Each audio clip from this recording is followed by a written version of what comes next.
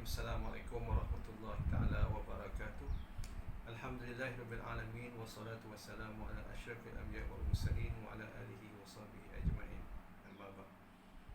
Apa khabar tuan-tuan dan puan-puan yang dirahmati oleh Allah SWT sekalian? Saya doakan agar tuan-tuan dan puan-puan serta ahli keluarga berada dalam keadaan sihat walafiat, dipelihara oleh Allah SWT.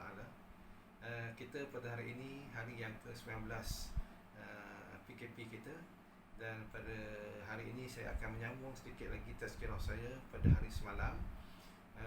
Dan kita pada hari ini masih lagi stay at home, bagi kita salah satu daripada cara untuk pencegahan penularan wabak COVID-19 ini. Tuan-tuan yang dirahmati oleh Allah SWT sekalian, Allah Ta'ala telah berfirman dalam Al-Quran, A'udzubillahi minasyaitonirrajim, وَلَنَبْلُوَنَّكُمْ بِشَيْءٍ مِّنَ الْخَوْفِ وَالْجُوعِ وَنَقْصٍ مِّنَ الْأَمْوَالِ وَالْأَنفُسِ وَالثَّمَرَاتِ وَبَشِّرِ الصَّابِرِينَ الَّذِينَ إِذَا أَصَابَتْهُمْ مُصِيبَةٌ قَالُوا إِنَّا لِلَّهِ وَإِنَّا إِلَيْهِ رَاجِعُونَ أُولَئِكَ عَلَيْهِمْ صَلَوَاتٌ مِّن رَّبِّهِمْ وَرَحْمَةٌ وَأُولَئِكَ هُمُ الْمُهْتَدُونَ. Ayat ini memberi maksud, dan kami akan mencuba kamu, wahai manusia, dengan sesuatu yang berbentuk ketakutan ataupun kelaparan, dan juga ataupun kekurangan harta ataupun kehilangan nyawa, dan juga buah-buahan. Maka bergembiralah kepada orang-orang yang bersabar. Yang ini orang-orang yang bersabar itu ialah orang-orang yang apabila mereka itu ditimpa musibah, lalu mereka mengatakan, sesungguhnya kami datang dari Allah, dan sesungguhnya kepadanya lah kami semua akan kembali. Mereka itu akan mendapat kurniaan selawat daripada Tuhan mereka, dan juga kerahmatan, dan mereka itulah orang-orang yang dikurniakan kejayaan.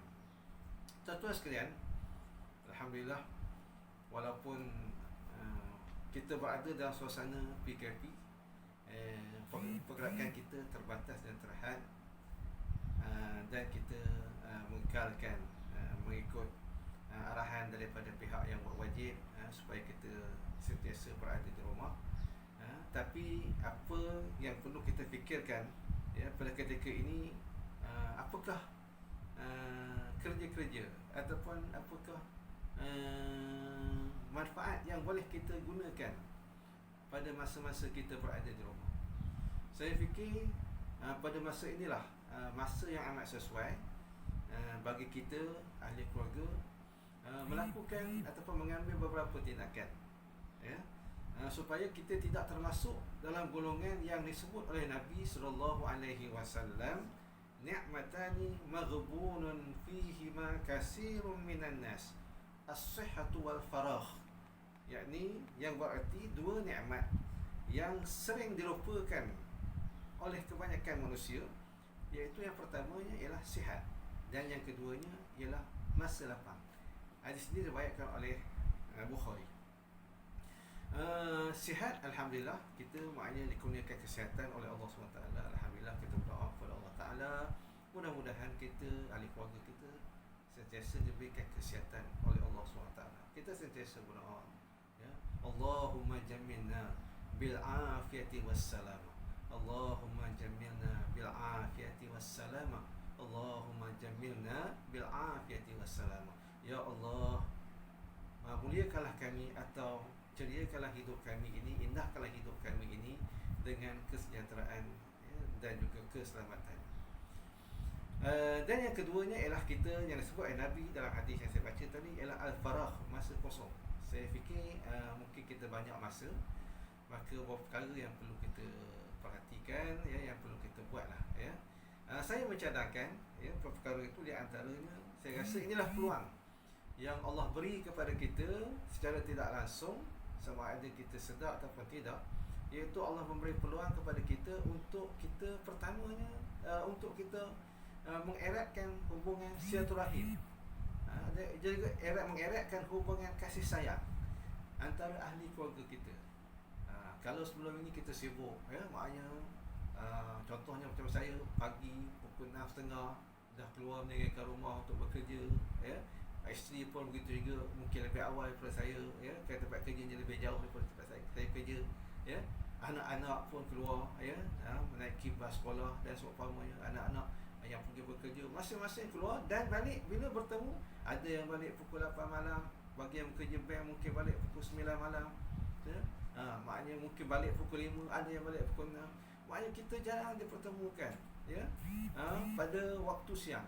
Maka pada waktu ini kita sentiasa bertemu, berada di rumah. Maka saya fikir kita perlu manfaatkan masa ini, di antaranya ialah untuk kita mengeratkan kasih sayang, hubungan silaturahim, ya, kasih sayang antara kita, suami dengan isteri, dengan anak-anak. Terutama sekali ialah kita mendidik anak-anak kita, ya, supaya anak-anak kita ini dia merasakan bahawasanya tempat untuk dia menumpahkan kasih sayangnya, untuk dia melahirkan masalah dia, menceritakan masalah dia, hal peribadinya kepada kedua ibu bapanya.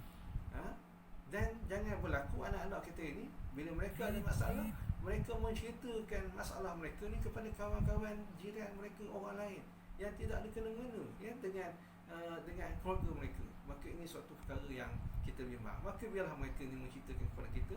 Saya fikir peluang ini kita gunakan dengan sebaiknya untuk kita mengeratkan hubungan silaturahim. Suami dengan isteri contohnya, mungkin sebelum ini maknanya isteri saya ke dapur, maka pada waktu ini saya fikir suami boleh bersama-sama berganding bahu dengan isteri, ya, untuk membantu isteri. Ya, mungkin maknanya kita tolong maknanya menyiam bawang, ya, kemudian itu tumbuk lada ke ataupun blender lada ke, ya, contohnya. Ataupun mungkin maknanya kita tolong kacau, ya, maknanya apa itu gulai, ya, ataupun kita tolong basuh pinggan, ya, begitulah. Dan anak-anak juga mengambil peranan itu, maknanya masing-masing, ya, tolong menghidang, ya, kemudian itu membersihkan sisa makanan. Maka perkara ini perlu kita buat sepanjang kita berada di masa PKP ini. Itu yang pertama. Dengan ini secara langsung maka kita dapat mengeratkan hubungan kasih sayang antara kita, ya. Yang kedua, dapat kita bercerita, kita mengambil kesempatan dan peluang. Kita makan bersama-sama, makan tengah hari, makan malam, makan pagi. Yang sebelum ni saya fikir jarang sangat kita dapat makan pagi bersama dengan anak-anak kita, ahli keluarga kita. Maka kita sama-sama, ya, jangan biarkan anak-anak tu tidur sampai pukul 11, sampai pukul 12, sampai pukul 10.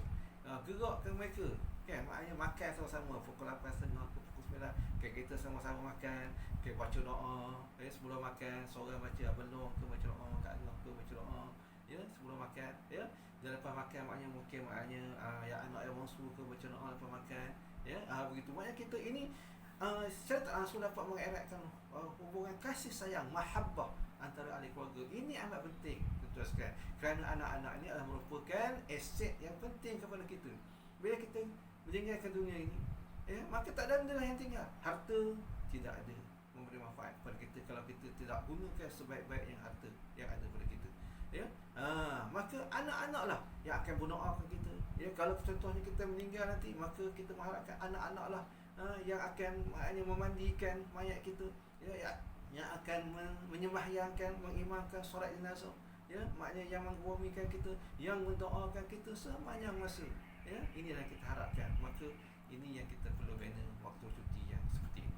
Yang kedua, tuan-tuan sekalian, ialah kita juga mengambil kesempatan dan peluang cuti yang panjang ini, ya, untuk kita yang kedua membina ataupun untuk kita mendidik anak-anak kita, memberi tunjuk ajar yang baik kepada anak kita dari segi agamanya. Contohnya solat berjemaah. Kalau boleh setiap waktu, 5 waktu kita dirikan solat berjemaah, kan, bermula daripada waktu subuh, masuk saja maknanya waktu subuh seorang azan anak kita, ya. Kemudian itu maknanya solat sunat subuh, ya.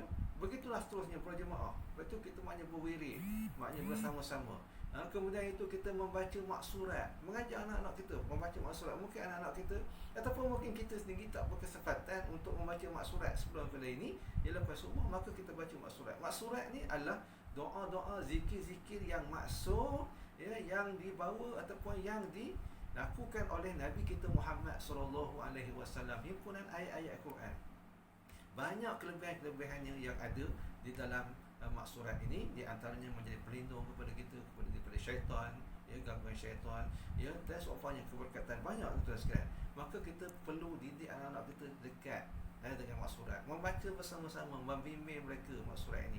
Mungkin kita pun sendiri mungkin belajar, sambil-sambil mendidik anak kita, kita juga belajar kan baca maksurat. Kemudian itu maknanya kita membaca mushaf satu, Al-Quran satu muka Al-Quran setiap satu pagi lepas subuh contohnya, maknanya begitulah. Kemudian kita baca makna, mentadabburnya, ya, bukan dalam 10 minit tuan-tuan sekalian. Ini perkara-perkara yang perlu kita laksanakan, yang perlu kita lakukan, ya, pada waktu-waktu cuti yang panjang ini, ya, agar kita tidak leka begitu saja. Tuan-tuan yang dirahmati oleh Allah SWT sekalian, saya rasa itulah di antara perkara. Banyak lagi sebenarnya saya nak ceritakan kepada tuan-tuan dan puan-puan, ya, bagi kita mengisi masa-masa yang ada pada kita. Jadi saya nak tekankan tadi, ya, dalam bab solat, sebelum saya berhenti, ialah kita kena mendidik anak kita cara solat.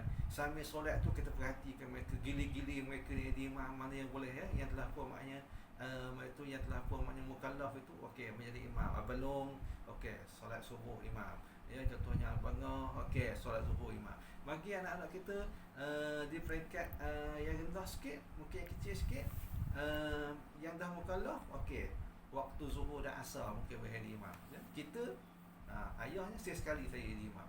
Kita menegur anak-anak kita di mana bacaan mereka yang salah Al-Fatihahnya contohnya. Ketika kita bersembahyang, kita tengok anak kita macam mana dari segi maknanya rukun qaulinya. Sebab saya sendiri melihat anak saya, maknanya contohnya dia angkat takbir senyap macam ni, kita boleh tahu, ataupun dia angkat takbir dalam hati, kita boleh tahu maknanya rukun qauli antaranya membaca Allahu Akbar, menyebut Allahu Akbar. Cara angkat takbir macam mana, cara letak tangan di mana, kan, ketika kita berada di tahiyat, kan. Begitulah terus kan mendidik mereka ni agar mereka ini maknanya betul-betul menjadi anak yang soleh dan solehah. Jadi saya rasa itu saja untuk pagi ini, dan insya-Allah kalau ada kesempatan kita boleh sambung lagi di masa-masa yang akan datang dengan izin Allah SWT. Dan marilah bersama-sama kita berdoa kepada Allah Taala, mudah-mudahan Allah Taala memberkati hidup kita. Bismillahirrahmanirrahim. Bismillahirrahmanirrahim. Alhamdulillahirabbil alamin, wassalatu wassalamu ala asyrafil anbiya'i wal mursalin wa ala alihi wa sahbihi ajma'in. Allahumma inna na'udzubika minat ta'ni wat ta'un wa min hujumil bala wa min mautil faja'ah wa min sa'ratil humma wa min su'il qada wa min syarril bala wa na'udzubika min darkis syaqa wa syamatatil a'da, ya hayyu ya qayyum ya dzal jalali wal ikram. Allahumma inna na'udzubika minal barasi wal junun wal juzami wa min sayyi'il asqam. Rabbana atina fid dunya hasanah wa fil akhirati hasanah wa qina azabannar. Wassallallahu ala sayyidina Muhammadin wa ala alihi wa sahbihi ajma'in. Walhamdulillahi rabbil alamin.